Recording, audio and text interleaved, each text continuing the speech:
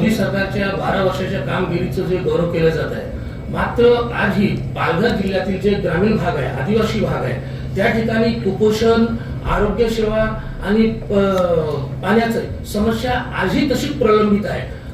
ह्याच्यात त्या सरकारचं अपयश नाही दिसत आहे का सर तुम्हाला? हे बघा, मी मगाशीच म्हटलं की विकसित म्हणजे त्या ठिकाणी टू बी डेव्हलप आणि डेव्हलप, विकसनशील आणि विकसित. या ठिकाणी पालघर जिल्हा हा आदिवासी बहुल जिल्हा, तसा दुर्लक्षित असलेला जिल्हा. ज्यावेळेला मी पूर्ण ठाणे जिल्ह्याचा पालकमंत्री 3दा राहिलो, त्यावेळेला कागदावर पालघर जिल्ह्याच्या विभाजनाला माझा विरोध होता.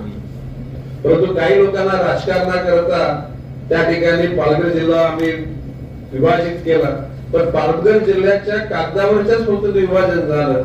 एकूण पालघर जिल्ह्याच्या विकासाला जी गती गरजेची होती ती मिळाली नाही. परंतु या भविष्य काळामध्ये मी माननीय मुख्यमंत्री महोदयांना सांगितलेलं आहे की जर का या ठिकाणी जागतिक दर्जाचं बंदर होणार असेल, जागतिक फक्त एअरपोर्ट पण इथे होणार आहे, तर हे एअरपोर्ट फक्त त्या दुसऱ्या बाहेरच्या लोकांसाठी न राहता ते तिथे मूळ रहिवासी आहेत, त्या आदिवासी बहुल आहेत, परंतु आता आपण बोलतो किनारपट्टीचा भाग, मध्य आणि डोंगरपट्टी, सागरी, नागरी आणि डोंगरी, या तिन्ही ठिकाणी असलेल्या लोकांचा मूलभूत विकास व्हायला पाहिजे, शैक्षणिक विकास व्हायला पाहिजे, आरोग्याचा विकास व्हायला पाहिजे, त्यांना अर्थकारणाच्या जे प्रवाहामध्ये त्यांना आणले पाहिजे.